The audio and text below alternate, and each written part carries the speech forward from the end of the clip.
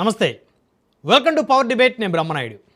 గత 28 రోజుల నుంచి ఢిల్లీ కేంద్రంగా జంతర్ మంతర్ వద్ద నీట్ విద్యార్థులు ధర్నా నిర్వహించారు, నిరసన తెలియజేశారు. నీట్ ప్రశ్నాపత్రం లీక్ అవడంతో దేశవ్యాప్తంగా విద్యార్థులు బగ్గుమన్నారు.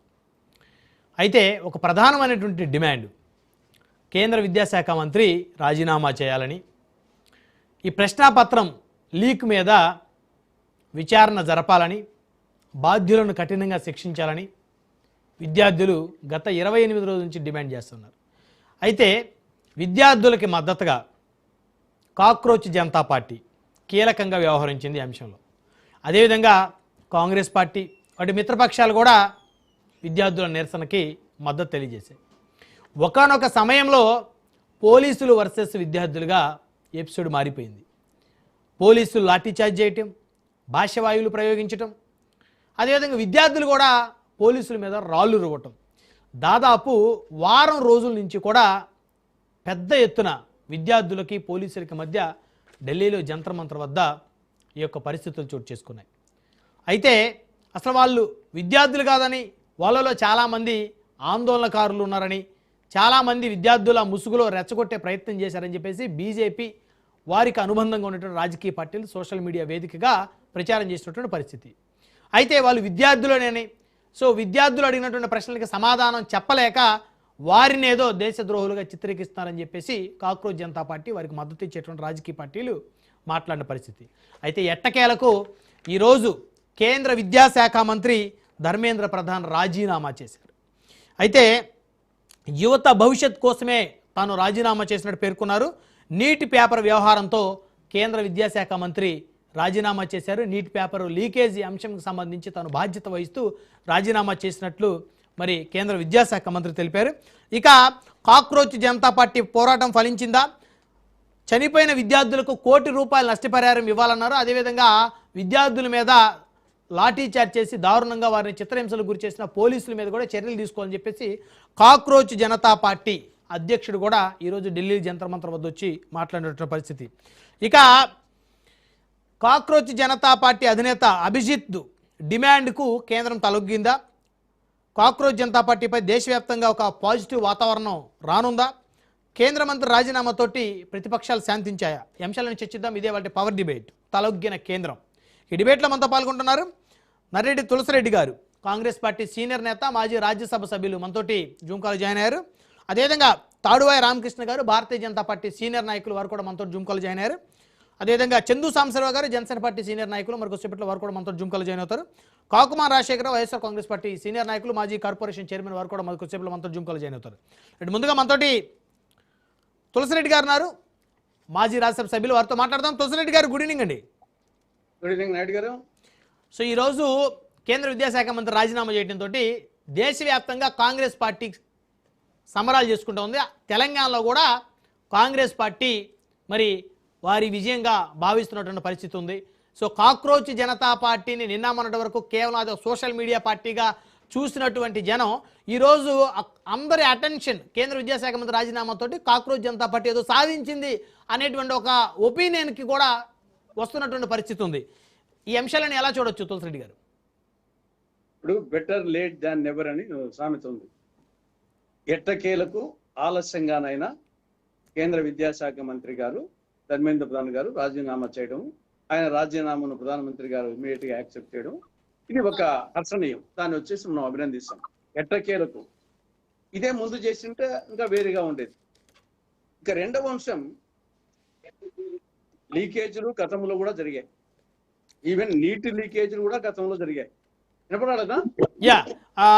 తులసిరెడ్డి గారు, ఇదే అంశం సంబంధించి తెలంగాణ ముఖ్యమంత్రి రేవంత్ రెడ్డి గారు మాట్లాడుతున్నారు. ఒక్కసారి వారు ఏం మాట్లాడుతున్నారు విన్న తర్వాత మీరు కంటిన్యూ చేద్దరు. ఒకసారి రేవంత్ రెడ్డి గారి లైవ్ ఇవ్వండి. గుజరాత్ నుంచి వచ్చే వాళ్ళ తాత కావచ్చు, వాళ్ళ మీద పోరాటం చేస్తామని ఇవాళ ఈ వేలాది మంది విద్యార్థులు అంబేద్కర్ సాక్షిగా ఇక్కడికి వచ్చారు. వాళ్ళకొక్కటే తెలుసు, ఈ దేశం వాళ్ళది, రాబోయే దేశ భవిష్యత్తే ఈ యువతరం భవిష్యత్తు. ఈ యువతరం భవిష్యత్తు బాగున్నప్పుడే ఈ దేశం యొక్క భవిష్యత్తు బ్రహ్మాండంగా ఉంటుంది. అందుకే ఈనాడు మీ పోరాటానికి పార్టీలకు అతీతంగా ప్రజాస్వామిక వాదులందరూ ఎక్కడున్నా దిక్కులు పిక్కటిల్లేలా మీకు మద్దతు ప్రకటించారు. అందుకే కేంద్ర ప్రభుత్వం దిగొచ్చి ఈనాడు మీకు అండగా నిలబడ్డది. అందుకే మిత్రులారా, ఈరోజు మా మిత్రుడు మహేష్ గౌడ్ గారు చెప్పిండ్రు, ఈనాడు నిరసన తెలపాలంటే జంతర్ మంతర్ నుంచి లోక్సభ రాజ్యసభ దగ్గరికి వెళ్ళాలంటే కేంద్ర ప్రభుత్వం జలిపించిన లాఠీలు, పేల్చిన తూటాలు మీ పోరాట పటిమను దెబ్బ తీయలేదు. కానీ ఈనాడు మా మిత్రుడు మహేష్ గౌడ్ గారు ఒక సూచన చేసిండ్రు. రాజీవ్ గాంధీ గారు రాజ్యాంగ సవరణ ద్వారా 61వ రాజ్యాంగ సవరణ ద్వారా అప్పటి వరకు ఓటు హక్కు 21 సంవత్సరాలు ఉండే. కానీ రాజీవ్ గాంధీ గారు ప్రపంచ దేశాలను గమనించి 21 సంవత్సరాల ఓటు హక్కును 61వ రాజ్యాంగ సవరణ ద్వారా ఈనాడు 18 సంవత్సరాల నూనూగు మీసాల యువకులకు, మా సోదరి మనులకు ఈరోజు రాజీవ్ గాంధీ గారు ఓటు హక్కు ఇచ్చిండ్రు. ఇక్కడికి వచ్చిన చాలా మందికి మొదటిసారి ఓటు హక్కు 18 ఏళ్ళు నిండంగానే వస్తుందంటే ఆనాటి ప్రధానమంత్రి స్వర్గీయ రాజీవ్ గాంధీ గారు రాజ్యాంగ సవరణ చేసి ఈరోజు ఆ ఓటు హక్కు ఇచ్చిండు. చట్టసభలు ప్రధానంగా ఈ దేశంలో స్థానిక సంస్థలు, శాసనసభ, లోక్సభ, ఈ 3 ప్రధానమైన ఎన్నికల చట్టసభలు. ప్రధానమంత్రి పివి నరసింహారావు గారు ఈ పక్కనే ఉన్నారు. రాజీవ్ గాంధీ ఓటు హక్కు ఇస్తే రాజ్యాంగాన్ని 73, 74వ సవరణ ద్వారా స్థానిక సంస్థలలో జిల్లా పరిషత్ చైర్మన్గా, పెద్ద పెద్ద నగరాలకు మేయర్లుగా 21 సంవత్సరాల వయసులోనే మేయర్లుగా, జిల్లా పరిషత్ చైర్మన్లుగా ఎన్నిక కావడానికి 21 సంవత్సరాలు పూర్తి చేసుకున్న యువతి యువకులకు అవకాశం ఇచ్చిండ్రు. అట్లనే ఒక కమ్యూనిటీ సోదరిమని త్రివేంద్రం మేయర్ అయింది 21 సంవత్సరాలు. ఇవాళ ఇంకా కొన్ని అంశాలను మీతో పంచుకోదలుచుకున్న యువమిత్రులతో. Eenadu IAS, IPS, IFS, civil services దేనికైనా 21 సంవత్సరాలు పూర్తయితే అర్హత సాధిస్తున్నారు. 35 సంవత్సరాల క్రితం మన తెలుగు అమ్మాయి శ్రీలక్ష్మి అనే అమ్మాయి ఆనాడు ఐఏఎస్ 21 సంవత్సరాలకే సాధించింది.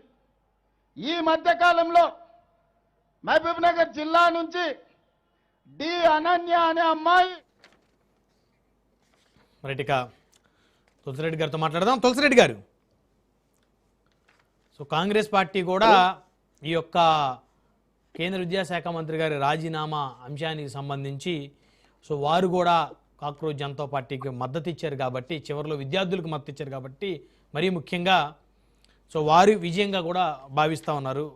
సో మీరేం చెప్తారు కాంగ్రెస్ నాయకుడిగా? ఇప్పుడు ఒకటి సరే, ఎట్టకేలకు ఆలస్యంగానైనా సరే కేంద్ర విద్యాశాఖ మంత్రి ధర్మేంద్ర ప్రధాన్ గారు రాజీనామా చేయడము, ఆయన రాజీనామాను ప్రధానమంత్రి గారు యాక్సెప్ట్ చేయడము, ఇది హర్షణీయం. ఇక రెండవ యాంగిల్, ఎందుకు ఈ స్థాయికి వచ్చింది? గతంలో అనేక సార్లు ఎగ్జామ్ ప్రశ్న పత్రాలు లీక్ అయిన సందర్భాలు అనేకం ఉన్నాయి. ఈ ప్రభుత్వమే కాదు, గత ప్రభుత్వాల్లో కూడా. ఈవెన్ ఈ ప్రభుత్వంలో కూడా నీట్ కూడా గతంలో లీక్ అయిన సందర్భాలు ఉన్నాయి. ఇప్పుడు కూడా లీక్ అయింది. మళ్ళీ రీ ఎగ్జామ్ పెట్టారు, రిజల్ట్ కూడా అనౌన్స్ చేశారు. మరి ఈ నేపథ్యంలో ఈ స్థాయికి వచ్చి ఉండాల్సింది కాదు. ఎందుకంటే నీట్ ఎగ్జామ్ వల్ల రీ ఎగ్జామ్ పెట్టారు, రిజల్ట్ కూడా ప్రకటించారు.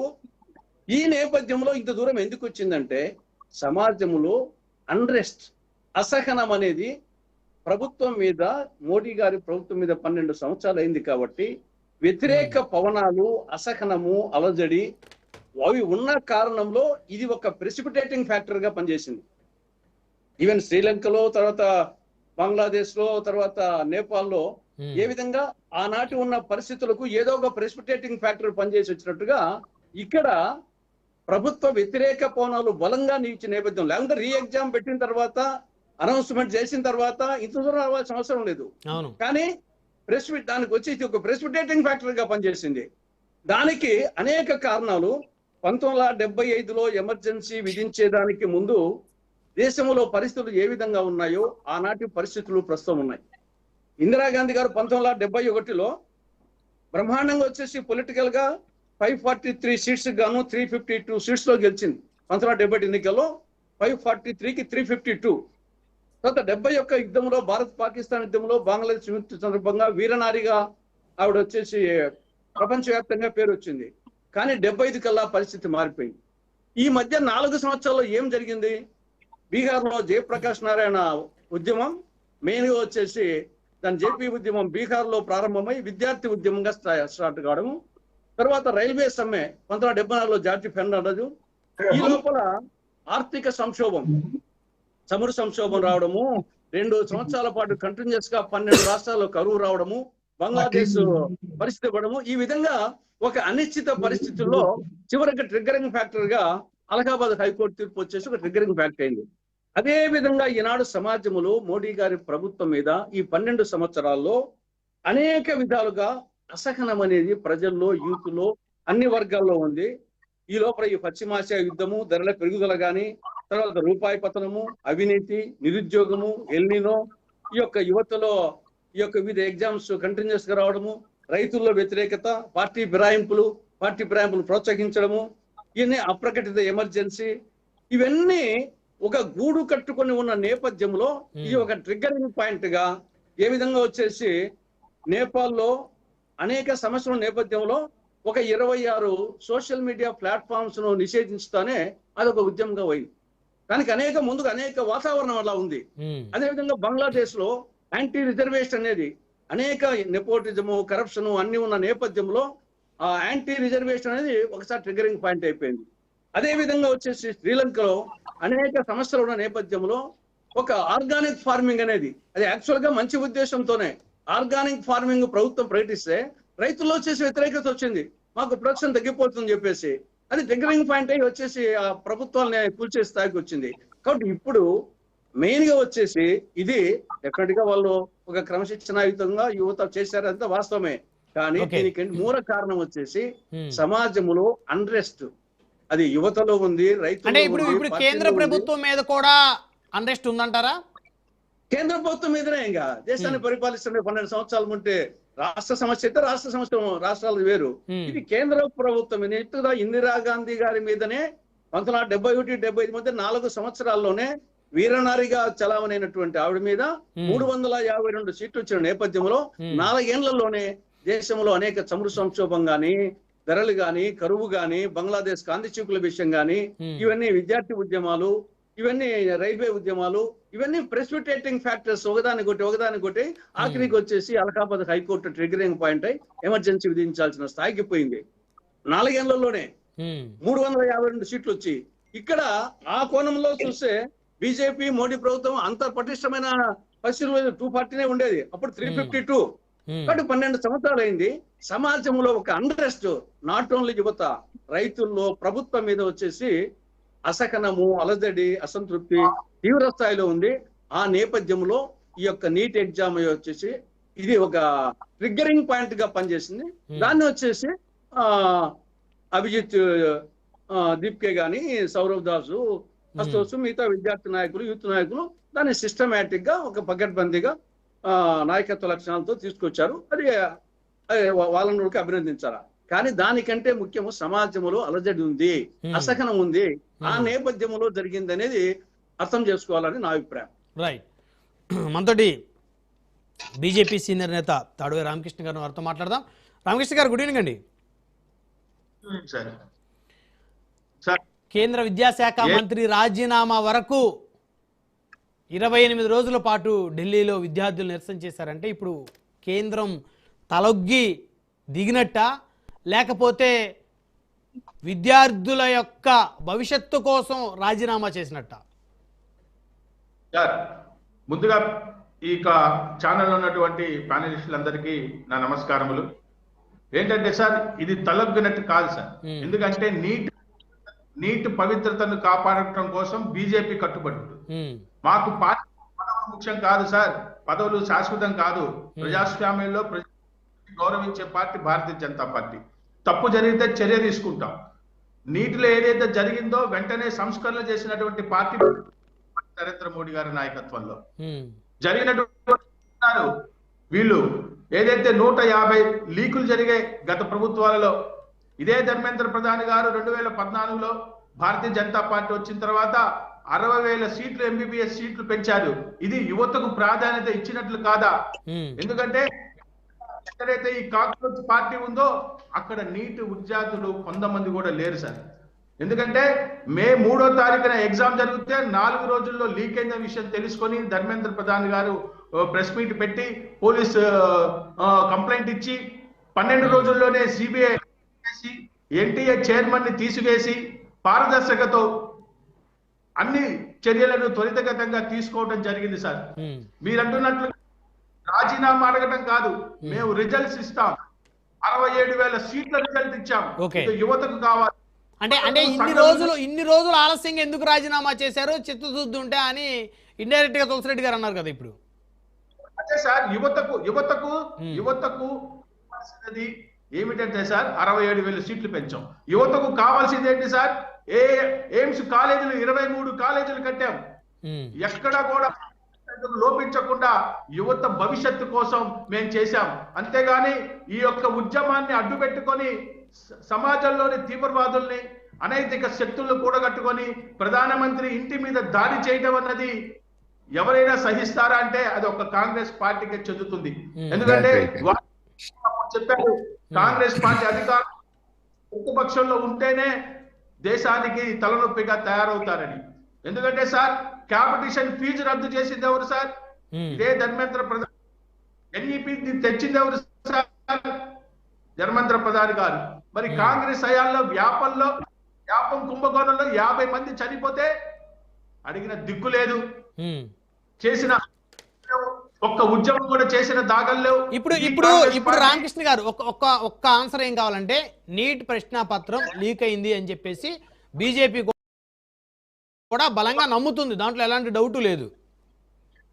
సో లీక్ అవబట్టే పరీక్ష రద్దు చేశారు. అయితే అంత వీక్ గా ప్రభుత్వం కానీ విద్యాశాఖ కానీ ఎందుకు ఉంది అని ప్రశ్నించే వాళ్ళకి ఏం చెప్తారు? అంటే విద్యార్థుల భవిష్యత్తుని కాల రాసేటువంటి ఇంత దారుణమైనటువంటి ఘటన చాలా సెన్సిటివ్ అంశం.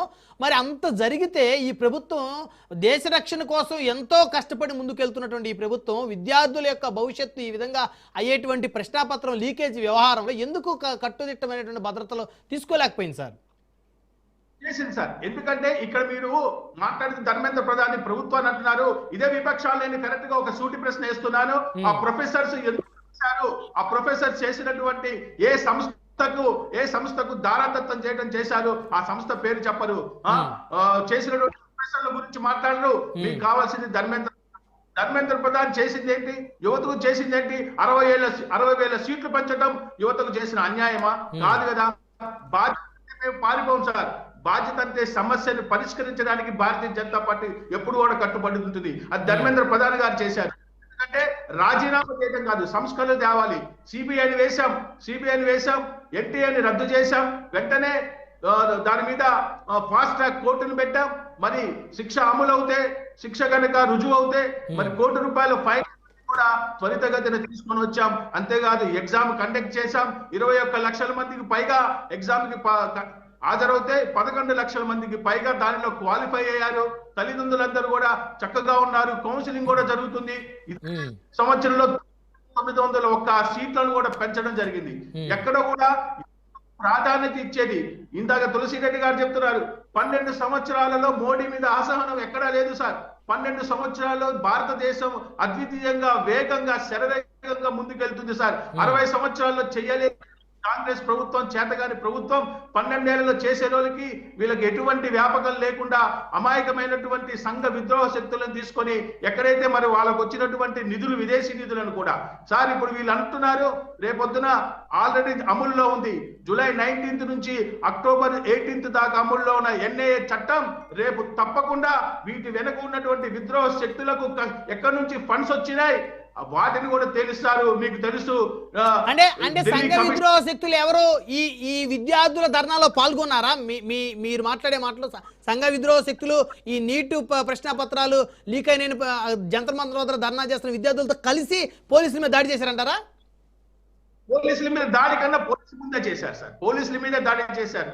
ఎక్కడైతే మరి ఏం పని సార్? నీటి ఎగ్జామ్ కోసం మాట్లాడుతున్న వాళ్ళు అబ్జర్వ్ గురువు లాగా భారతదేశాన్ని ముక్కలు చేస్తాననటం, భారత మాతకు మొగుడు ఎవడయ్యా అంటూ ఎంతమంది మొగుళ్ళు అన్నాడు అనటం, మరి ఇటువంటివి విద్రోహ శక్తులు, అర్బన్ నక్సలైట్లు, వీళ్ళతోనా వీళ్ళు చేసేది? వీళ్ళకి ప్రజాస్వామ్యంలో ప్రజలు దొరకలేదా? వీళ్ళకి హింసాయుతంగా పోరాడేవారే మనుషులు దొరికారా వీళ్ళకి? నేను ఒకటే అడుగుతున్నాను సార్, యువత భవిష్యత్తు కోసం సీట్లు పెంచాలి. ఆ పని భారతీయ జనతా యువత భవిష్యత్తు దృష్టిలో హింస, చదువు కావాలనేది మేము. జంతర్ మంతర్లో నెల రోజులుగా వాళ్ళు చేసింది ఏంటి సార్? దేశ వ్యతిరేక నినాదాలు చేశారు. ఎంత దౌర్భాగ్యం సార్! ఇంతవరకు ప్రధానమంత్రి ఇంటి మీద దాడి చేసినటువంటి ఎక్కడైనటువంటి పరిస్థితులు ఉన్నాయా? కాదా? 140 కోట్ల మంది ప్రజలు వాళ్ళకి పట్టం కడితే 140 కోట్ల మంది యొక్క ప్రజల యొక్క తీర్పును అవమానపరిచే విధంగా రాహుల్ గాంధీ ప్రవర్తించడం, ఎల్లప్పుడూ కూడా ఒక పార్లమెంటరీగా ఉండి పార్లమెంట్ యొక్క ఎట్లా విధులు నిర్వహించాలో తెలియక టీ షర్ట్లు వేసుకురావటం, ప్రధానమంత్రిని దూషించడం, సాక్షాత్ రాష్ట్రపతిని కూడా దూషించి ఆయన మరి 3 నెలలు 4 నెలలు పార్లమెంట్ కూడా వెళ్ళలేని పరిస్థితి. అటువంటి వ్యక్తులు, అటువంటి ప్రతిపక్ష నేత మన భారతదేశానికి దొరకడం దౌర్భాగ్యం. మనం ఎంతో బాధపడాలి సార్. ఎందుకంటే సార్, దేశాన్ని ముక్కలు చేస్తామంటారు. ఇలా పోరాటం దేశం కూడా ఒప్పుకోదు సార్. బీజేపీ లక్ష్యం 1,18,000 సీట్లను ఇచ్చింది. వాళ్ళ పోరాటం విధ్వంసం అయితే మా పోరాటం ప్రాధాన్యత ఇవ్వటం, మా పోరాటం మెడికల్ కాలేజీల యొక్క పునరుద్ధరణ చేయటం, ముందుకు తీసుకెళ్లటం, చెందటం. అందుకే 23 ఎయిమ్స్ కాలేజీలు కూడా కట్టడం జరిగింది సార్. మనం ఇంకా కూడా తెచ్చాం. ఎన్టీఆర్ని రద్దు చేశాం. కఠినమైనటువంటి పేపర్ లీక్ చట్టాలను తీసుకొని వచ్చాం. 10 ఏళ్ళు జైలు శిక్ష పడేలా మెంటల్ హెల్త్ కౌన్సిలింగ్ హెల్ప్ లైన్లు కూడా తీసుకొని వచ్చాం. మీరు తల ఒగ్గిందా అంటే లేదు, బాధ్యత తీసుకున్నాం. తల ఒగ్గిందా అనే మాత్రం మాట్లాడకండి. బాధ్యత తీసుకున్నాం. బాధ్యత తీసుకోవటంలో మోడీ గారు ముందుంటారు. అంతేగాని కాక్రోచ్ జనతా పార్టీ లాంటి ఏవైతే ఇలాంటి పార్టీలకి తలొగ్గి మీ కేంద్ర మంత్రి రాజీనామా చేసిన పరిస్థితి అయితే కాదంటారు.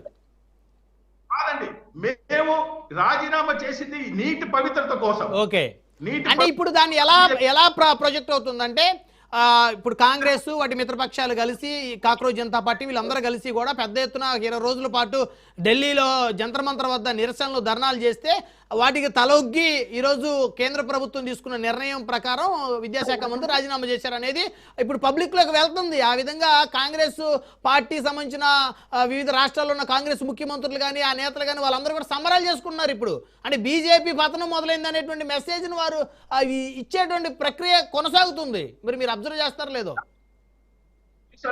ఈ వెనుక సిజేపీ అంటే Congress joint protest, Congress joint ఆ వంకతో కాంగ్రెస్ పార్టీ రెండు కలిపి చేసినటువంటి ఇదే గాని దాని మీద పాజిటివ్ వాతావరణం లేదు. ఎందుకంటే ప్రజలందరూ చూస్తున్నారు, ఇది విద్యార్థుల కోసం కాదు జరిగింది, కాంగ్రెస్ కోసం చేసిన ఆందోళన. ఏదైతే సిజేపీ అంటే కాంగ్రెస్ జాయింట్ ప్రొటెస్ట్ ఏదైతే ఉందో అది కాంగ్రెస్ కోసం చేసిన ఆందోళన తప్పితే నీటి మీద జరిగిన పరిష్కారం కాదు. నీటి పరిష్కారానికి కేంద్రం చక్కగా చేసింది.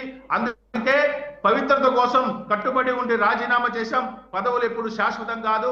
ప్రజల యొక్క తీర్పు అంతిమ లక్ష్యంగా భారతీయ జనతా పార్టీ పనిచేస్తుంది. మీకు కూడా తెలుసు, లోగడలో వాజ్పేయి గారు మరి ఒక్క సీటుతో ప్రధానమంత్రి పదవినే పోగొట్టుకున్నారు. అంటే భారతీయ జనతా పార్టీ యొక్క కట్టుబడి పవిత్రత అలాంటిది. మేము మార్గనిర్దేశం చేయాలన్నా ఏదైనా చేయాలన్నా దానికి కట్టుబడే చేస్తాం తప్పితే ఇటువంటి అల్లర్లు చేయటం ఇవన్నీ జరగని పనులు సార్. రైట్ మాట్లాడదాం రామకృష్ణ గారు, మాట్లాడదాం. మనతోటి జనసేన పార్టీ సీనియర్ నాయకులు చందు సాంబశివరావు గారు వారితో మాట్లాడదాం. సాంబశివరావు గారు, గుడ్ ఈవినింగ్ అండి. నమస్కారం అండి బ్రహ్మనాయుడు గారు. కేంద్ర విద్యాశాఖ మంత్రి రాజీనామాని మీరు ఏ విధంగా చూస్తారు? ఎందుకంటే జనసేన పార్టీ కూటమిలో భాగస్వామ్యం ఆంధ్రప్రదేశ్లో. సో భారతీయ జనతా పార్టీతోనే మొదట మీ అధినేత జతకట్టారు, ఆ తర్వాతే టీడీపీతో జతకట్టారు. సో నేషనాలిటీ గురించి పదే మాట్లాడేటువంటి జనసేన అధినేత కానీ ఆ పార్టీ సభ్యులు కానీ ఈ నీట్ ప్రశ్నాపత్రం లీకేజీ వ్యవహారం మీద ఇప్పటి వరకు కూడా మాట్లాడినటువంటి దాఖలాలు లేవు అని చెప్పేసి ప్రతిపక్షాలు పెద్ద ఎత్తున ఆరోపణలు చేస్తూ ఉన్నాయి. సో ఏం చెప్తారు ఈ అంశాల మీద? బ్రహ్మనాయుడు గారు, మీకు ప్యానల్లో ఉన్న పెద్దలు డాక్టర్ తులసిరెడ్డి గారికి, రాజశేఖర్ గారికి, రామకృష్ణ గారికి ప్రేక్షకులు నమస్కారం. ఐ థింక్ ఇక్కడ గెలుపోవటములు, చెంపపెట్టు, దెబ్బలు అనే పదజాలం కంటే కూడా ఒక తప్పు జరిగింది అన్నది కేంద్ర ప్రభుత్వం ఒప్పుకుంది. నీట్ ఎగ్జామ్ ని క్యాన్సిల్ చేయాల్సిన పరిస్థితి రావటం అనేది చాలా దురదృష్టకరం. దానికి కారణం ఎవరు, ఎలా జరిగింది, ఇది జరగకుండా ఉండాలంటే ఏం చేయాలనేది న్యాచురల్ గా మనం దాని మీద ఎక్కువ ఇంట్రెస్ట్ చూపించాలి. దానికి సంబంధించిన రిఫార్మ్స్ ను కూడా ఇనిషియేట్ చేయాలి. ఆ దిశగా కేంద్ర ప్రభుత్వం అడుగులు వేసింది. ఫ్యూచర్ లో ఇలాంటి తప్పులు జరగకుండా ఏమేమి జాగ్రత్తలు తీసుకోవాలో కూడా ఎక్సర్సైజ్ చేస్తుంది. అయితే విద్యార్థుల్లో ఉన్నటువంటి ఆందోళన, దాన్ని ఆసరాగా తీసుకుని కొన్ని వెస్టెడ్ ఇంట్రెస్ట్ తో ఉన్నటువంటి శక్తులు అనుకోండి, పార్టీలు అనుకోండి, కాంగ్రెస్ పార్టీ అనుకోండి, వీళ్ళందరూ కూడా దానికి జతయ్యి దీన్ని ప్రభుత్వం మీద దాడిగా, అదేదో ప్రభుత్వాన్ని మేమేదో మెడలు వంచాలి, ఇంకోటి అనే పద్ధతిలో మాట్లాడుతున్నారే కానీ ఇక్కడ జరిగింది అది కాదనేది నా అభిప్రాయం కూడా. ఒక పొరపాటు జరిగినప్పుడు డైరెక్ట్ గా మంత్రి గారికి ఏదైనా సంబంధం ఉండుంటే ఐ థింక్ 24 hours లో ఆ మంత్రి గారు వెళ్ళిపోయేవాడు. అలాగే ఇంకొకటి ఎవరైనా ఇంకేదన్నా ఆఫీసర్ కనుక డైరెక్ట్లీ ఇన్వాల్వ్ అయ్యున్నాడు అనే క్లూ ఉంటే వాళ్ళు ఆటోమేటిక్ గా బయటకు వెళ్ళిపోయేవాడు. కానీ దురదృష్టం ఏంటంటే ఇక్కడ ఎవరైతే పేపర్స్ చెక్ చేశారో అలాంటి ప్రొఫెసర్సే ఏదో చేశారు అనేది ప్రాథమికంగా ఉన్న సమాచారం కాబట్టి అలాంటివి జరగకుండా చూసుకోవాల్సిన బాధ్యత మన మీద ఉంది. కాబట్టి ఐఐటి జేఈఈ మోడల్లో కావాల్సిన రిఫార్మ్స్ ను మనం ఇనిషియేట్ చేసుకోవడానికి ప్రాధాన్యత ఇచ్చింది కేంద్ర ప్రభుత్వం. కాబట్టి కేంద్ర ప్రభుత్వాన్ని కూడా వెంటనే ఎందుకు ధర్మేంద్ర ప్రధాన్ గారి మీద యాక్షన్ తీసుకోలేదు అనే స్థాయిలో కాకుండా ఆయన సూనర్ ఆర్ లేటర్ ఆయన కూడా బాధ్యత తీసుకున్నాడు. ఇవాళ రిజైన్ చేశాడు. In the interest of NEET, in the interest of youth అని ఆయన డిక్లేర్ చేశారు. కాబట్టి ఆయన్ని అభినందించాల్సిందే. నా తప్పేమీ లేదని మొండిపట్టు పట్టకుండా తన బాధ్యత తీసుకున్నాడు, మోరల్ రెస్పాన్సిబిలిటీ తీసుకున్నాడు. మోరల్ రెస్పాన్సిబిలిటీ కేంద్ర ప్రభుత్వం తీసుకుంది కాబట్టి ఆ రిజగ్నేషన్ కూడా యాక్సెప్ట్ చేసింది.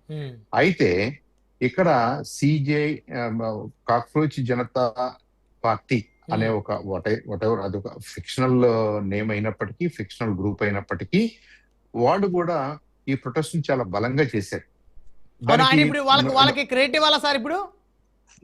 ఇప్పుడు ఎనీ మూమెంట్ అండి, ఏ ప్రభుత్వం అయినా, ఏ డెమోక్రటిక్ సిస్టమ్స్ లో ఒక పొరపాటు జరిగినప్పుడు ఒక గ్రూప్ అపోజ్ చేయాల్సిందే, బలంగా అపోజ్ చేయాల్సిందే, దాన్ని ఎక్స్పోజ్ చేయాల్సిందే.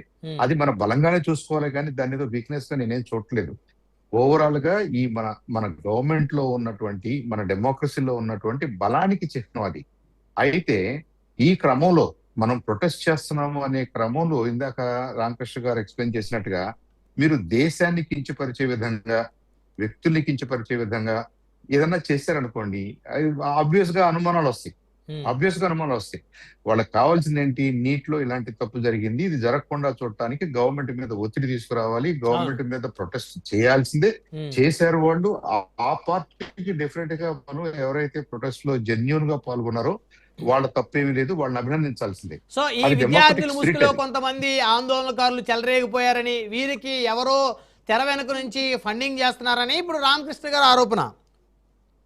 అవి అవి అవి నిదానంగా బయటకు వస్తాయి. కేంద్ర ప్రభుత్వం ఇలా జరిగి ఉంటుంది అని చెప్పేసి ఇక్కడ బ్రహ్మనాయుడు గారు, ప్రధానమంత్రి గారు లేదా కేంద్ర ప్రభుత్వం, కేంద్ర కేబినెట్ వాళ్ళు మనకి ఎలాంటి సమాచారం ఇస్తారో మనం అందరం కూడా దాన్ని నమ్ముతాం. కాన్స్టిట్యూషనల్ స్పిరిట్ లో నమ్ముతాం. నిజంగా ఏం జరిగి ఉంటుంది, ఏం జరిగి ఉంటుంది. అయితే అట్ ద సేమ్ టైం దీన్ని తవ్వి బయటికి తీయాల్సిన బాధ్యత కూడా కేంద్ర ప్రభుత్వందే కదా. ఆ బాధ్యత కూడా ప్రభుత్వంలో ఉన్న మేమే తీసుకోవాలి కదా. ఈ రెండు జరగాలి. అంతేగాని ఏదో కొన్ని వెస్టెడ్ ఇంట్రెస్ట్ ఉన్న గ్రూపులు ఈ ఎడ్యుకేషన్ లో పాల్గొన్నారు కాబట్టి ఇక మనకేమీ బాధ్యత లేదు, వాళ్ళ వరకు బ్లేమ్ చేసి వదిలిపెడితే అనేది ఇక్కడ కాదు, అంశం కాదు. భారతీయ జనతా పార్టీ కానీ, ఎన్డీఏ పార్ట్నర్స్ కానీ ఎవరు కూడా అంతటితో చేతులు దులుపుకోవాలని ట్రై చేయలేదు, చేతులు దులుపుకోలేదు. ఒక్కొక్కటి చేసుకుంటూ, కొన్ని రిఫార్మ్స్ ఇనిషియేట్ చేసుకుంటూ, కొన్ని బిల్స్ పాస్ చేసుకుంటూ, కొన్ని కొత్త చట్టాలను తీసుకొస్తూ, కొంత చేస్తూ ఇక్కడ ఇక స్టూడెంట్స్ లో అపనమ్మకం ఏర్పడింది. స్టూడెంట్స్ లో వాళ్ళు ఇంకొద్దిగా మరీ దూరం తీసుకెళ్లి దీన్నేదో ఒక విధ్వంసానికి దారి తీసే పరిస్థితులు ఉన్నాయి కాబట్టి టు దట్ ఎక్స్టెంట్ కేంద్ర ప్రభుత్వం ఈల్డ్ అయిందని మనం చెప్పుకోవాలి. అంతేకాని తలొగ్గింది, వాళ్ళకి ఏదో నష్టం జరిగిపోయింది, ఇది ఎవరికి వ్యక్తిగతంగా నష్టం ఉన్న అంశం కాదు, ఏ పార్టీకి నష్టం ఉన్న అంశం కాదు, పార్టీలు కాదు ఇక్కడ ఇంపార్టెంట్. ప్రభుత్వం రెస్పాన్సిబిలిటీ తీసుకుంది, ప్రభుత్వం బాధ్యతాయుతంగా వ్యవహరించింది. అంటే ప్రభుత్వంలో ఒక శాఖలో ఒక లోపం అనేది చాలా స్పష్టంగా బయటపడుతుంది కదా సార్.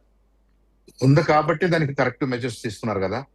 అది ఇవాళ 2026లో ఫస్ట్ టైం జరిగితే మనం ఆశ్చర్యపడాలి. ఇది మన దేశంలో మన దురదృష్టం ఏంటంటే మన వ్యవస్థల్లో ఉన్న వీక్నెసెస్ ఓవర్ డికేట్స్ మనం అనేక సందర్భాల్లో దీన్ని ఫేస్ చేసాం. రాష్ట్రాల్లో ఫేస్ చేసాం, కేంద్రంలో ఫేస్ చేసాం. దాన్ని సరి చేసుకుంటూ వస్తున్నాం, దాన్ని బలోపేతం చేసుకుంటూ వస్తున్నాం. ఇవాళ ఐఐటి, జేఈ లాంటి ఎగ్జామ్స్, యూపీఎస్సీ లాంటి ఎగ్జామ్స్ చాలా జాగ్రత్తగా చేయగలుగుతున్నాం. దాంట్లో కూడా లక్షలాది మంది స్టూడెంట్స్ ఉంటారు. అలాంటి మార్పులు, అలాంటి రిఫార్మ్స్ నీట్కి లేదా ఇంకా మిగతా ఎగ్జామ్స్ లో తీసుకురావాల్సిన బాధ్యతను కూడా ప్రభుత్వం గుర్తించింది. ప్రభుత్వం ఏం మొండిగా ఏమీ జరగలేదు, మీరు ఏ రిజిస్ట్రేషన్ చేసినా కానీ మేమేం రెస్పాండ్ కాము అన్న ధోరణి కాదు ఇక్కడ. డాక్టర్ తులసిరెడ్డి గారు మాట్లాడుతున్నప్పుడు 75లో జరిగింది, ఆ ఎమర్జెన్సీకి దారి తీసిన పరిస్థితులు ఎందుకు వచ్చినాయి అంటే ఇందిరాగాంధీ గారు మొండి పట్టుకొని షీ వాజ్ నాట్ రెస్పాండింగ్. ఆ రెస్పాండ్ కాలేదు కాబట్టి చివరికి ఆమె పదవి కోల్పోవాల్సిన అవసరం వచ్చింది. ఇవాళ ప్రతి స్టెప్ లో కూడా, ప్రతి రోజు కూడా ఎవరో ఒకళ్ళు ప్రభుత్వం వైపు నుంచి వాళ్ళకి ఏమర్థమైంది, వాళ్ళు ఏం చర్యలు తీసుకోబోతున్నారు, దీన్ని కరెక్ట్ చేయడానికి అని మనతో మాట్లాడుతూ, మనల్ని ఎంగేజ్ చేస్తూ, మనకు ధైర్యాన్ని ఇస్తూ, మన ఆందోళనకి ఆన్సర్ చేయాలని చూస్తున్నారు. Of course it took some time. ఒక 20 రోజులు 30 రోజులు టైం పట్టొచ్చు కాక. ఇదేదో మనం ఒక డెసిషన్ తీసేసుకుందాం, ఏదో ఇన్సిడెంట్ జరిగింది కాబట్టి ధర్మేంద్ర ప్రధాన్ గారు రిజైన్ చేసేస్తే సమస్య పోద్ది, సమస్య లేకుండా పోద్ది, మన మీద అటెన్షన్ లేకుండా పోద్ది అనుకుంటే చేతులు దులిపేసుకోవచ్చు.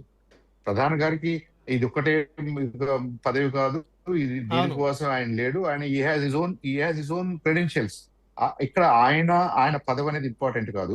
భారతీయ జనతా పార్టీ కానీ ఎన్డీఏ పార్ట్నర్స్ అందరూ ఆలోచించింది ఏంటంటే సమస్యను అర్థం చేసుకుని పరిష్కారం వెతుక్కుంటూనే ఎవరైతే బాధ్యులు ఉన్నారో వాళ్ళైతే definitely they have to pay the price అనేది ఇక్కడ పాయింట్. అంత మాత్రాన కేంద్ర ప్రభుత్వం ఏదో భయపడిపోయింది, తలొగ్గింది, కాంగ్రెస్ పార్టీ ఉప్పెన్ లాగా వచ్చేస్తుంది దేశవ్యాప్తంగా అనడానికి ఇక్కడ యాక్చువల్ గా కాంగ్రెస్ పార్టీకి లోకల్ స్టాండ్ అయ్యే లేదు ఈ విషయంలో. ఎందుకని రాహుల్ గాంధీ గారు, ప్రియాంక గారు వెళ్ళి ఆ గ్రూప్ లో చేరి వాళ్ళు ఫోటోలు దిగారు. వాళ్ళు ఇంపార్టెంట్ పర్సన్స్ కాబట్టి వాళ్ళ ఫోటోలు మనకు కనిపిస్తున్నాయి. వాళ్ళ లీడర్షిప్ ఏముంది దీంట్లో? వాళ్ళ లీడర్షిప్ ఉండడానికి అవకాశం ఏముంది? వాళ్ళు ఇచ్చిన లీడర్షిప్ ఏముంది? నిజంగా వాళ్ళు కనుక లీడర్షిప్ ఇచ్చుంటే బాధ్యతాయుతంగా ప్రధానమంత్రి గారు రెసిడెన్స్ దగ్గరికి వెళ్లాల్సిన అవసరం లేదని కట్టడి చేయగలిగి ఉండేవాళ్ళు. వాళ్ళు ఎలాంటి కంట్రోల్ లేదు. వాళ్ళకి ఈ మూమెంట్ లో జంతర్ మంతర్ లో జరిగింది కానీ, విద్యార్థులు కానీ, ఇంకొకళ్ళు కానీ ఎవరైతే వచ్చారో వీళ్ళకి కంట్రోల్ లేదు. ఇంకా కావాలంటే చలిగాచుకుందామని చెప్పేసి వీళ్ళు కూడా దానికి ఆజ్యం పోసి ఉంటారు. ఆ విషయాలు కూడా బయటకు వస్తాయి అన్నదే రామకృష్ణ గారు ఎక్స్ప్లెయిన్ చేస్తున్నారు. ఎవరు దీన్ని వెనుకున్నారు, ఎవరు దీన్ని ఇన్స్టిగేట్ చేశారు. నార్మల్ ప్రొటెస్ట్ కి ఇప్పుడు జరుగుతున్న ప్రత్యేకమైన ప్రొటెస్ట్ లో కాంగ్రెస్ పార్టీ గానీ ఇంకేదన్నా పార్టీల ప్రమేయం ఏమైనా ఉందా, ఇంకెవరి ప్రమేయం అయినా ఉందా, దీన్ని ఎవరైనా ఫండ్స్ సపోర్టు రూపంలో దీన్ని పెద్దది చేయాలని ట్రై చేశారా, కంట్రీని డిస్టెబిలైజ్ చేయాలని చూసారా? అవన్నీ కూడా డెఫినెట్ గా బయటకు వస్తాయండి. కాంగ్రెస్ పార్టీ ఏదో లీడర్షిప్ ఇచ్చింది అనే అంశాన్ని అయితే నేను ఒప్పుకోను. వాళ్ళు కేంద్రమే బాధ్యత వహించి, ఆ శాఖ బాధ్యత వహించి రాజీనామా చేశారు అంతే. ఎవరి డిమాండ్లకు తలగ్గు కాదు, ఎవరికి భయపడి కాదు అనేది ఎగ్జాక్ట్లీ ధర్మేంద్ర ప్రధాన్ గారు రిజైన్ చేయడం అనేది సింబాలికే కానీ మెటీరియల్ చేంజ్ మనకి రిఫార్మ్స్ ద్వారా రావాలి. అది ప్రభుత్వం కట్టుబడి ఉంది. కేంద్ర ప్రభుత్వం ఆ దిశగా ఆల్రెడీ ఇనిషియేట్ చేసింది. రాబోయే రోజుల్లో ఇలాంటివి జరగకుండా, ఎవరికి నష్టం జరగకుండా చూడటం అనేది మనందరి బాధ్యత, ప్రభుత్వాల బాధ్యత. కాబట్టి దానికి ప్రభుత్వం కట్టుబడి ఉంది. ఇక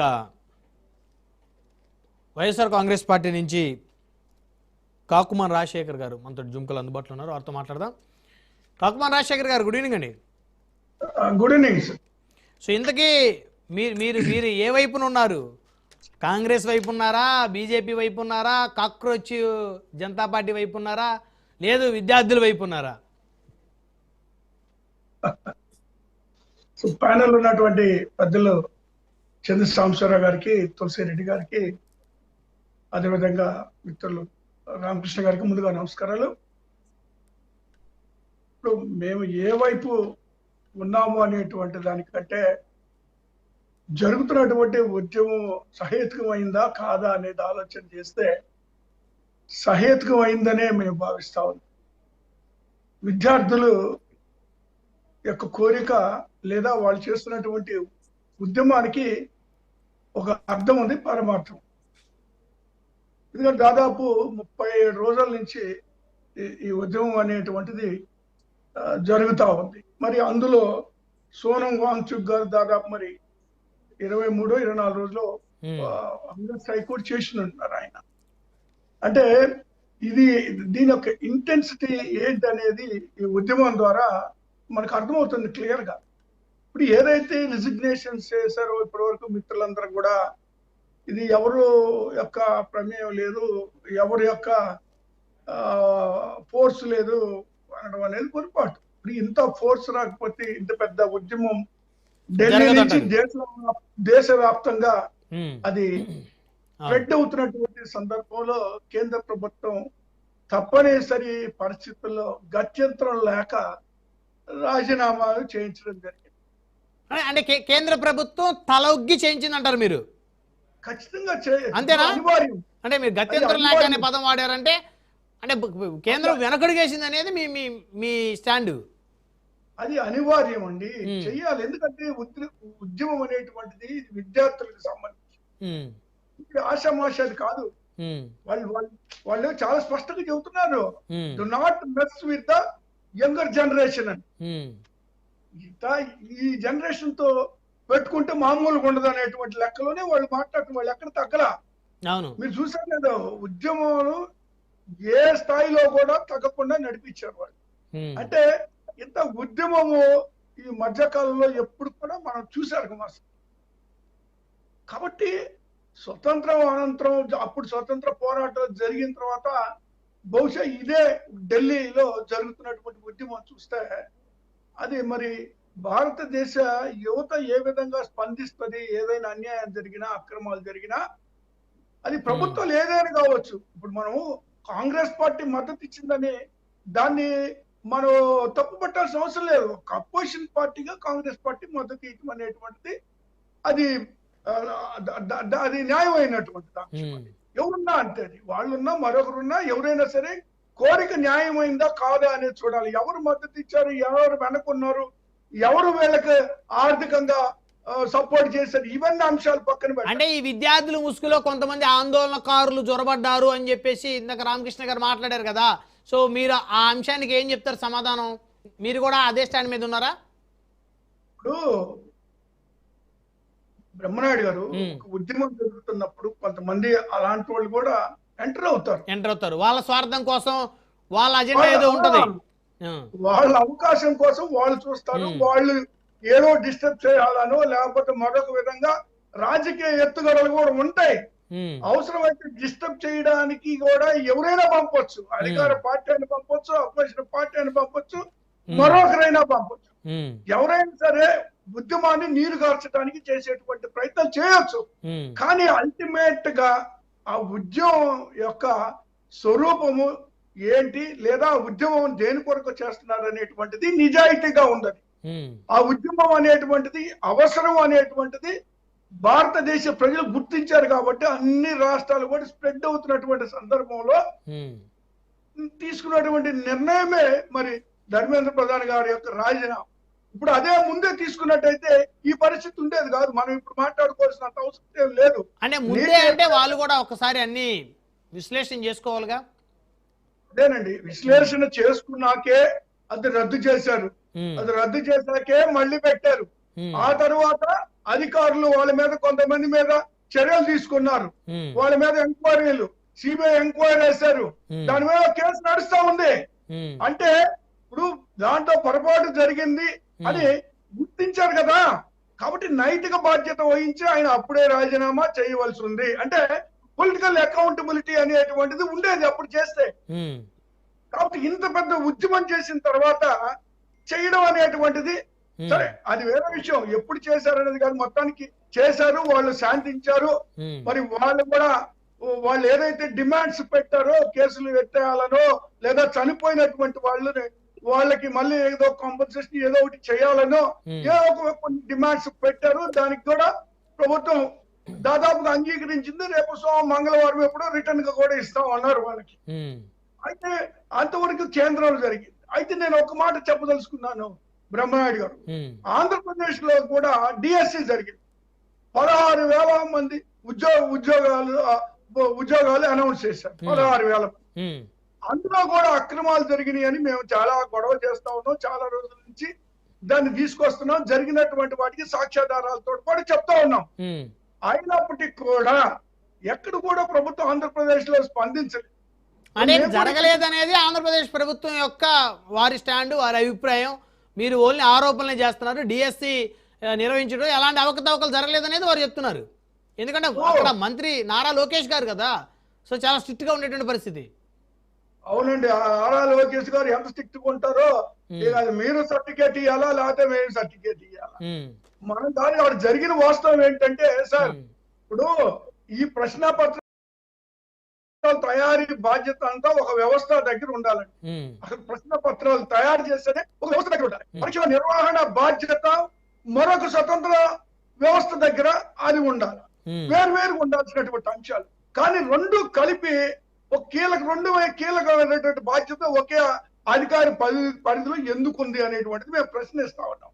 అంటే అత్యంత రహస్యంగా జరగాల్సినటువంటి ప్రశ్న పత్రాల తయారీ అప్లోడ్ ప్రక్రియ అవుట్ సోర్సింగ్ ఉద్యోగులతోటి ఎలా చేపిస్తారు అని అడుగుతున్నాను. అదే అవుట్ సోర్సింగ్ ఉద్యోగికి మరి ఆయన కూడా ఎగ్జామ్ రాయడం జరిగింది. అంటే ఆ ఉద్యోగం ఎవరైతే అవుట్ సోర్సింగ్ చేస్తున్నారో అతనే మరి డిఎస్సి ఫస్ట్ ర్యాంక్ ఎలా వచ్చింది మీరు చూడండి. ఫస్ట్ ర్యాంక్ వచ్చింది ఆయనకి. మరి దానికి ఎందుకు ప్రభుత్వం స్పందించలేదు?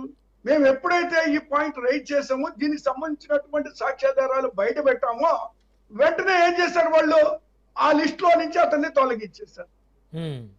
చూడండి, ఆ లిస్ట్ లో నుంచి ఎలా తొలగిస్తారు? నువ్వు వన్స్ అనౌన్స్ చేసిన తర్వాత ఫస్ట్ ర్యాంక్ వచ్చినటువంటి పర్సన్ మరి ఈ విధంగా అక్రమాలు జరిగినాయని వెంటనే అతని యొక్క లిస్ట్ లో నుంచి తొలగించి అతని డేటా కూడా మాయం చేసి పడేశారు.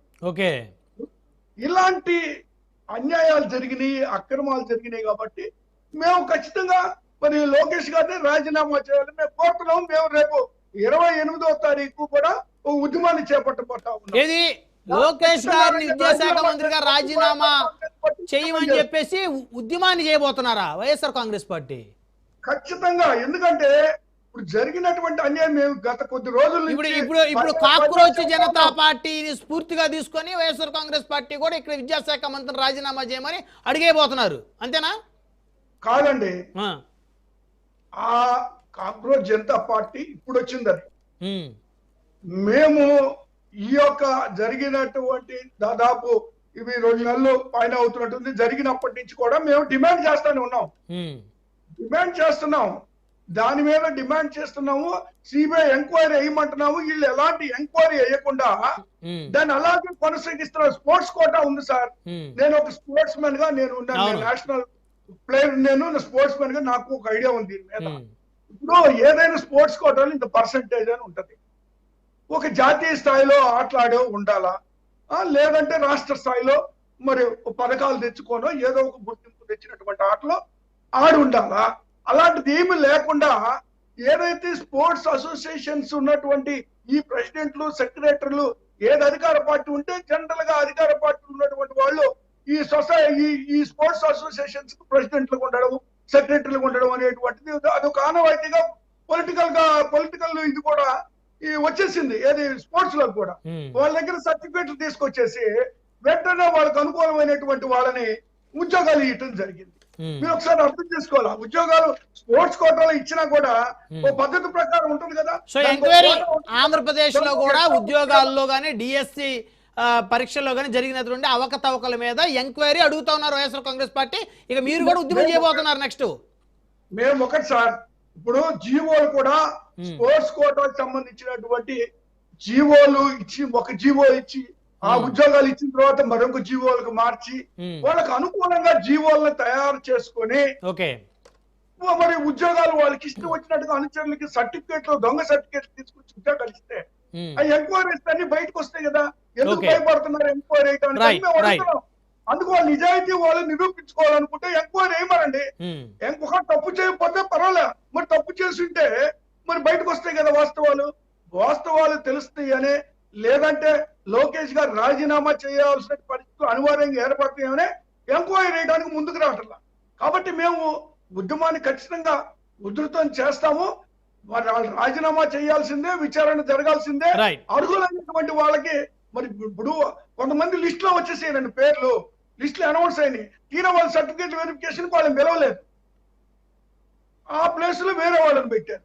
చాలా అవకతవకలు జరిగినాయి. ఇప్పుడు డిఎస్సి అయితే జనరల్ గా జిల్లా కలెక్టర్ ఆఫీస్ ముందే బోర్డ్స్ పెట్టేసి వాళ్ళ డిస్ప్లే చేస్తారు. అలాంటి కార్యక్రమాలు ఎక్కడ జరగల. అంటే ఇందులో కూడా ఖచ్చితంగా జరిగింది అన్యాయం అని. ఇప్పుడు పొలిటికల్ అకౌంటబిలిటీ అనేటువంటిది ఉంది కాబట్టి సెంట్రల్ మినిస్టర్ గారు రాజీనామా చేశారు. పొలిటికల్ అకౌంటబిలిటీ ఆంధ్రప్రదేశ్ లో లేదు అనే దానికి నిదర్శనమే జరుగుతున్నటువంటి పరిణామాలు. రైట్ కాకుమాన్ గారు 1 by 1 మాట్లాడదాం, సమయం తక్కువ ఉంది. సో కంక్లూజన్ కూడా తీసుకుందాం. తులసిరెడ్డి గారు ఇప్పుడు వైసీపీ కాకుమాన్ రాజశేఖర్ గారు మరొక అంశం తీసుకొచ్చారు తెర మీదకి. ఆంధ్రప్రదేశ్లో కూడా ఉద్యోగాల్లో అవకతవకలు, డిఎస్సి పరీక్షలు నిర్వహించడంలో కూడా అవకతవకలు జరిగాయి. సో కేంద్ర విద్యాశాఖ మంత్రి ఎలా రాజీనామా చేశారో ఇక్కడ కూడా విచారణ జరగాలి, అదేవిధంగా ఎంక్వైరీ వేయాలి. ఇక్కడ ఆంధ్రప్రదేశ్ విద్యాశాఖ మంత్రి లోకేష్ గారు కూడా రాజీనామా చేయాలి. 28 నుంచి మేము పెద్ద ఎత్తున ధర్నా చేయబోతున్నామని చెప్పేసి చెప్తా ఉన్నారు. సో మరి ఏంటి పరిస్థితి? అంటే ఇక్కడ అంత పరిస్థితి ఉందా వైఎస్ఆర్సీపీకి ఇక్కడ విద్యాశాఖ మంత్రి రాజీనామా చేయించే పరిస్థితి? ఇప్పుడు అత్త వచ్చిన 6 నెలలకు కోడలు వలవలా ఏడ్చినంత, దొంగలు పడ్డ 6 నెలలకు కుక్కలు మరిగినట్టుగా సంవత్సరం పైన అయిపోతే ఇప్పుడు అది లీగల్ గా ఫైట్ చేయాల్సిన అవకతవకలు జరిగితే కదా లీగల్ గా ఫైట్ చేయొచ్చు. కానీ ఇప్పుడు అది ఉద్యమ రూపము దాల్చేది, అది అయ్యేది హాస్యాస్పదం తప్ప దాంతో ఏమీ కాదు. తప్పులు ఉండొచ్చు, దాన్ని లీగల్ గా ఫైట్ చేయాల్సిందే. కానీ సంవత్సరం కిందట అయిపోయిన డిఎస్సిని ఇప్పుడు దాని వచ్చేసి ఉద్యమ రూపంలో అనేది అది హాస్యాస్పదము, అది ఫెయిల్యూర్ అవుతారు. ఇక్కడ బీజేపీకి వస్తే గన ఇక్కడ ఓవరాల్ గా మోడీ ప్రభుత్వము సక్రమంగా ట్యాకిల్ చేయలేకపోయింది. ఓటితో పోయేదానికి గుడ్డల్లాంక తెచ్చుకున్నది. ఇది గతంలో నిజంగా వచ్చేసి గతంలో ఇంతకంటే పవర్ఫుల్ మంత్రులు రాజీనామా చేసే సందర్భాలు ఉన్నాయి. స్పాంటేనియస్ గా అది నైతిక బాధ్యత వహించి 1956లో లాల్ బహదూర్ శాస్త్రి ఆయన వచ్చేసి ఇమ్మీడియట్ గా రైలు యాక్సిడెంట్ అయితేనే ఇమ్మీడియట్ గా రాజీనామా చేశాడు. తర్వాత ఆయనకు అది మంచి పేరు తెచ్చింది. నెహ్రూ ప్రభుత్వం ఏం పడిపోలేదు. తర్వాత ఆయన భారత ప్రధానమంత్రి కూడా అయ్యాడు. తర్వాత 1958లో టిటి కృష్ణమాచారి ఫైనాన్స్ మినిస్టర్, దాని ముంద్రా కుంభకోణంలో అవినీతి ఆరోపణలు వస్తే రాజీనామా చేశాడు, ఆయన ఫైనాన్స్ మినిస్టర్. తర్వాత వికే కృష్ణమేనన్ 1962లో భారత్ చైనా యుద్ధం సందర్భంగా ఆయన రక్షణ శాఖ మంత్రిగా రాజీనామా చేశాడు. కాబట్టి విపి సింగ్ రక్షణ శాఖకు, శివరాజ్ సింగ్ పాటిల్ హోమ్ మినిస్టర్ గా రిజైన్ చేశాడు, పవన్ కుమార్ బల్సర్ రైల్వే మినిస్టర్ గా. కాబట్టి ఆ విధంగా స్పాంటేనియస్ గా ఈయన కూడా చేసింటే ఆయనకు మంచి పేరు వచ్చిండేది, ప్రభుత్వానికి మంచి పేరు వచ్చిండేది, ఆ బీజేపీ పార్టీకి మంచి పేరు వచ్చిండేది. కానీ దాన్ని ట్యాకిల్ చేయడంలో వచ్చేసి అట్టర్ ఫెయిల్యూర్ అయిపోయింది. అది ఒక అంశం. ఇక ఓవరాల్ గా నేను ముందే చెప్పినట్లు పరిస్థితులు వచ్చేసి నేను ఇందిరాగాంధీ గారికి 4 ఏళ్లకే ఆ రోజు పరిస్థితులు చెప్పాను. అదే విధంగా ఈ రోజు ట్యాకిల్ చేయలేకపోతున్నారు. అనేక అంశాలు వచ్చేసి ప్రభుత్వానికి వ్యతిరేకంగా ఉన్నాయి.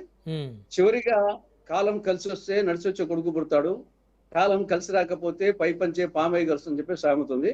కాంగ్రెస్ పార్టీకి కాలం కలిసి వస్తా ఉంది, బీజేపీ పార్టీకి కాలం కలిసి రావడం లేదు. ఇది ఓవరాల్ గా జరుగుతా ఉన్నటువంటి పరిణామ క్రమం. రైట్, ధన్యవాదాలు సార్. రామకృష్ణ గారు కంక్లూజన్.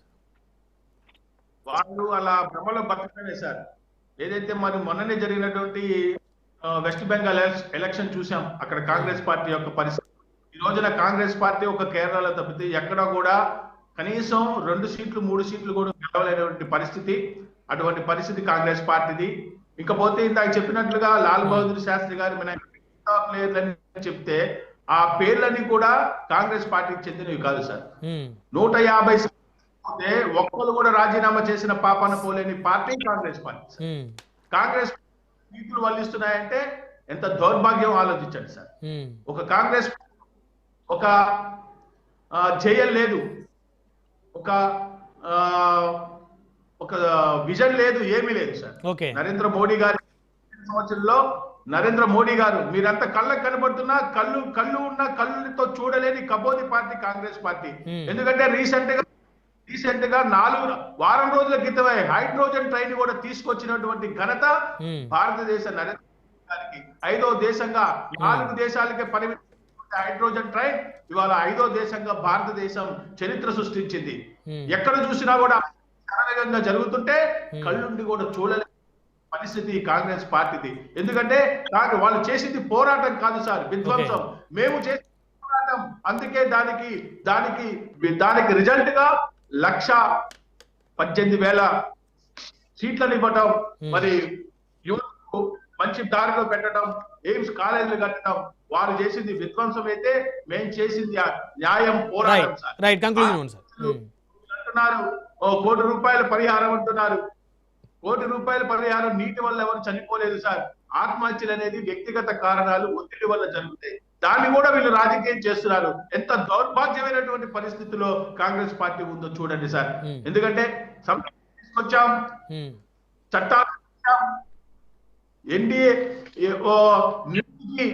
పవిత్రత కోసం రాజీనామా చేశాం. భారతీయ జనతా పార్టీ ఎప్పుడు కూడా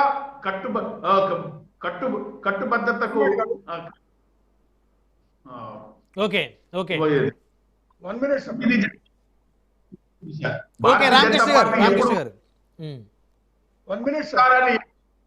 ఏ రోజు కూడా తృణప్రాయంగా ఎవరైనా సరే రాజీనామా చేసేటువంటి పని ఒక్క బీజేపీలోనే ఉంది సార్.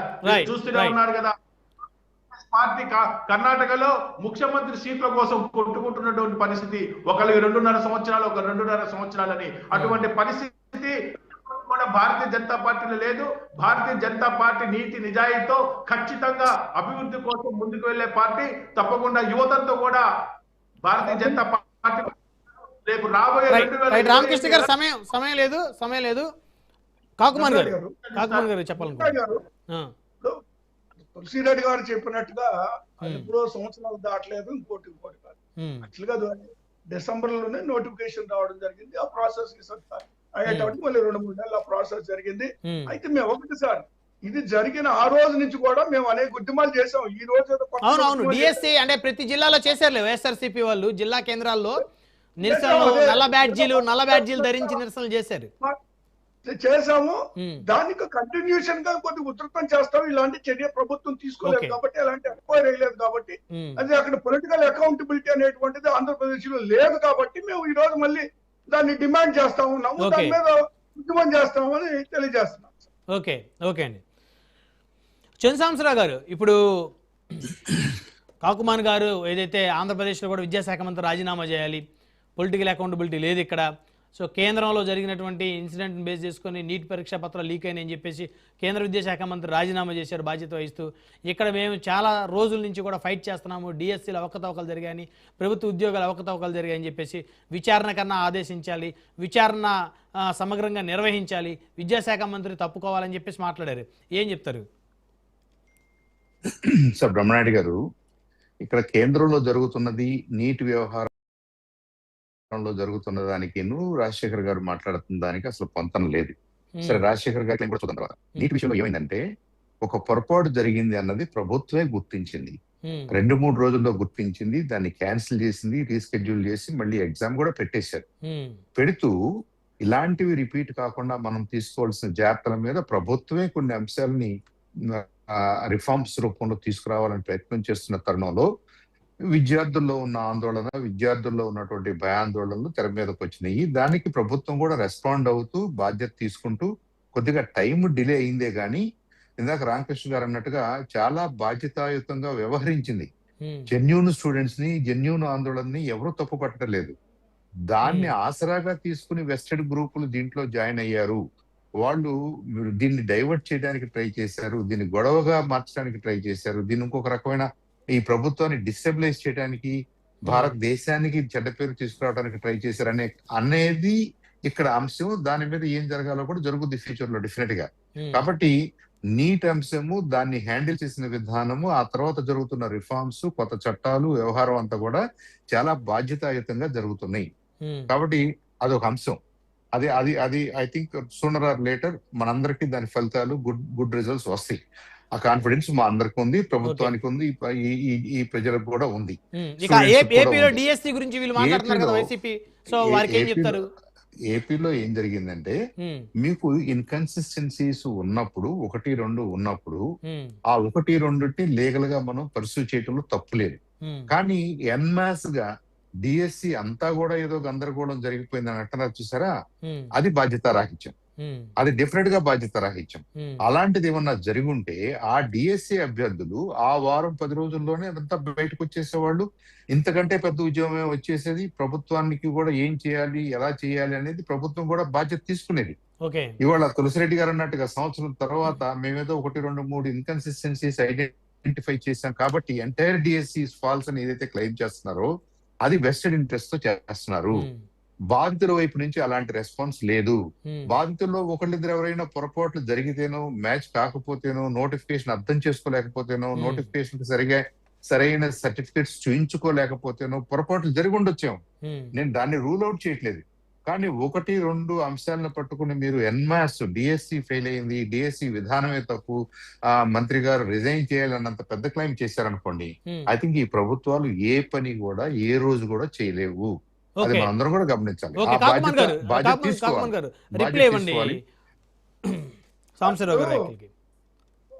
సార్ ఇప్పుడు మేము చాలా స్పష్టంగానే ఆరోపణలు చేస్తున్నాం. మేమేదో వేగంగా మాట్లాడలేదు. ఇప్పుడు ఫర్ ఎగ్జాంపుల్ జీవోలు ఉన్నాయి సార్, 4 ఉంది, 4-47 తీసుకొచ్చి ఇస్తారు. టీచర్ల నియామకం చేసుకున్న తర్వాత మళ్ళీ 56 జీవో 56 ద్వారా నిబంధనలన్నీ మార్చి పడేస్తారు. అంటే ఎందుకు మార్చాలి? ఇన్ని జీవోలు ఎందుకు తీసుకొచ్చారు? లేదా అవుట్ సోర్సింగ్ ఉన్నటువంటి వాళ్ళని మరి ఈ యొక్క ప్రశ్నాపత్రాలు అప్లోడ్ చేసే దగ్గర ఎవరైనా పెడతారండి? అవుట్ సోర్సింగ్ ఎంప్లాయీస్ నన్ను పెడతారండి? నాకు అర్థం కావట్లేదు. మరి పెట్టినటువంటి ఎవరైతే అవుట్ సోర్సింగ్ ఎంప్లాయీస్ అక్కడ ఉన్నారో వాళ్ళకి మరి స్టేట్ ఫస్ట్ ఎలాగొచ్చింది అనేటువంటి దాని మీద ఎంక్వైరీ ఏమైనా చేశారా? ఇప్పుడు మేము దాని విషయం మేము బయట పెట్టిన తర్వాత మళ్ళీ ఆ పేరుని ఎందుకు తొలగించారు? లేదా కొంతమందిని ఆల్రెడీ లిస్ట్ లో క్వాలిఫైడ్ లిస్ట్ లో ఉన్నటువంటి వాళ్ళు ఎందుకు ఇంటర్వ్యూలు పిలవలేదు? ఎందుకు ఉద్యోగాలు ఇవ్వలేదు?